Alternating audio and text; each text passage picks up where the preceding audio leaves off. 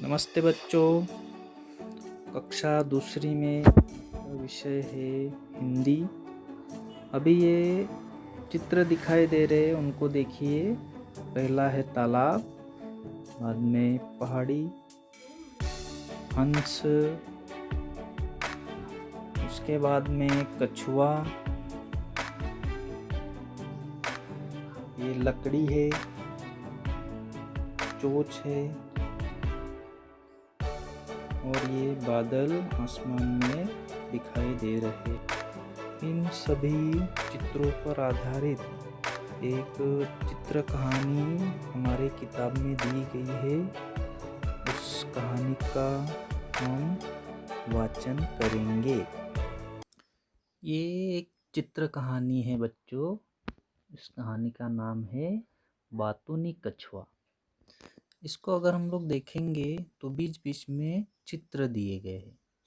तो यहाँ पर जो चित्र दिए गए हैं तो हमें पढ़ते वक्त उस चित्र का नाम वहाँ पर पढ़ना है जहाँ पर यह चित्र दिए गए हैं। तो सबसे पहले हम इस कहानी को पढ़ते हैं, बाद में इसको हम समझ के लेंगे। जंगल के बीच एक सुंदर तालाब था। वहाँ पर्वत से दो हंस आते थे। उसी तालाब में एक कछुआ भी रहता था। वह हरदम बकबक करता था। हंस और कछुए में मित्रता थी। हंसों ने एक दिन कछुए से कहा कि इस तालाब का पानी जल्दी ही सूखने वाला है। तुम्हें अपने लिए कुछ सोचना पड़ेगा। अब क्या करना है? कछुए ने कहा, तुम ही कुछ सहायता करो। हंसों ने उसे अपने साथ बड़े तालाब में चलने का सुझाव दिया। कछुआ भी उनकी बात मान गया। उन्होंने कछुए के सामने एक शर्त रखते हुए कहा कि तुम बहुत बातूनी हो। सफर में बिल्कुल नहीं बोलना। कछुए ने शर्त मान ली। हंसों ने कछुए से एक लकड़ी को बीचों बीच पकड़ने के लिए कहा और वे लकड़ी के दोनों सिरों को अपनी अपनी चोंच से पकड़कर उड़ चले। कछुआ हंसों के साथ आकाश में उड़कर खुश हुआ। नीचे धरती के दृश्य देखकर अपने आप को रोक नहीं पाया। अचानक बोल पड़ा। जैसे ही वह बोला, उसके मुंह से लकड़ी छूट गई और कछुआ तालाब में गिर पड़ा। तो बच्चों, ये जो कहानी है यह एक बातूनी कछुए की है जो हरदम बकबक बकबक करता रहता है। वह जंगल में एक सुंदर तालाब था, वहाँ पे रहता था और वहाँ पर हंस भी आते थे तालाब में तैरने के लिए। तो उन दोनों में मित्रता हो जाती है। अभी तालाब छोटा था तो उसका पानी सूखने वाला था। तो इसके लिए हंसों ने क्या कहा कि अभी यहाँ का पानी सूखेगा तो तुम क्या करोगे? तो कछुए ने कहा कि तुम मेरे दोस्त हो, तुम ही मेरी सहायता करो। तो हंसों ने कहा कि दूर जंगल में एक और बड़ा तालाब है जहाँ का पानी सूखता नहीं है, तो मैं हम तुम्हें वहाँ पर लेकर जाएंगे। लेकिन वहाँ जाएंगे कैसे? चलते चलते जाएंगे तो बहुत देर हो जाएगी, क्योंकि कछुआ बहुत धीरे धीरे चलता है।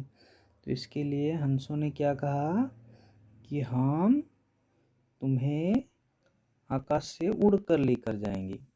लेकिन उन्होंने एक शर्त रखी थी कि सफ़र में या जाते वक्त बिल्कुल बोलना नहीं है, क्योंकि उनको मालूम था कि कछुआ हमेशा बक-बक करता रहता था। अब हंसों ने एक आइडिया की। उन्होंने एक बड़ी सी लकड़ी ली और दोनों हंसों ने उसे अपने चोंच में पकड़ लिया और कछुए को कहा कि इस लकड़ी को बीचों बीच अपने मुंह से पकड़ लो। कछुए ने भी उनकी बात मान ली। ये देखो चित्र में दिख रहा है यहाँ पे ये लकड़ी है, ये दोनों सिरों पे यहाँ पर दोनों हंस है और बीच में ये अपना कछुआ है। कछुए ने उसको पकड़ा है। तो वो छोटे तालाब से वह उसको आकाश में उड़कर लेकर जा रहे थे। लेकिन उड़ते वक्त कछुए ने नीचे देखा, तो नीचे देखने के बाद में उसको रहा नहीं गया। तो उसको आदत थी बक-बक करने की, तो वह बोलने के लिए अपना उसने मुंह खोल दिया। और जैसे ही मुंह खोल दिया वह फिर से उसी तालाब में गिर गया। तो इस तरह से अपने बातूनीपन के कारण वह दूसरे तालाब में नहीं जा पाया।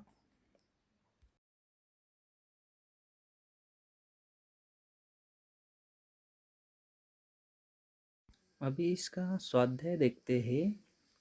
प्रश्न पहला है सही या गलत चिन्ह लगाओ। यानी अगर सही है तो सही का चिन्ह लगाना है, गलत है तो गलत का चिन्ह लगाना। तो इसमें पहला है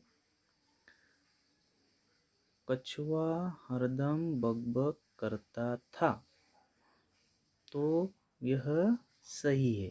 तो यहाँ पर हम लोग सही का निशान बनाएंगे।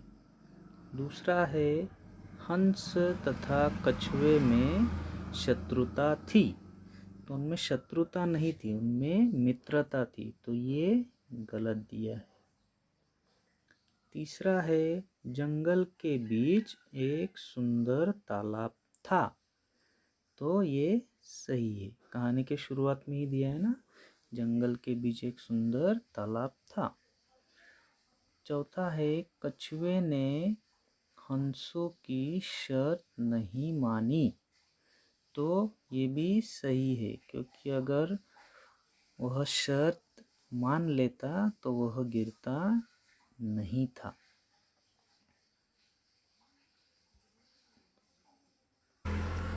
दूसरा प्रश्न है पशुओं तथा पक्षियों के अंगों को पहचान कर उनके नाम पढ़ो और जोड़ियाँ मिलाओ।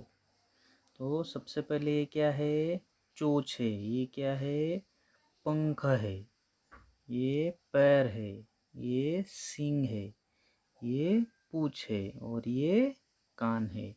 तो हमें नीचे जो शब्द दिए हैं सींग, पैर, चोंच, कान, पंख, पूँछ, इनमें जोड़ियाँ मिलानी है।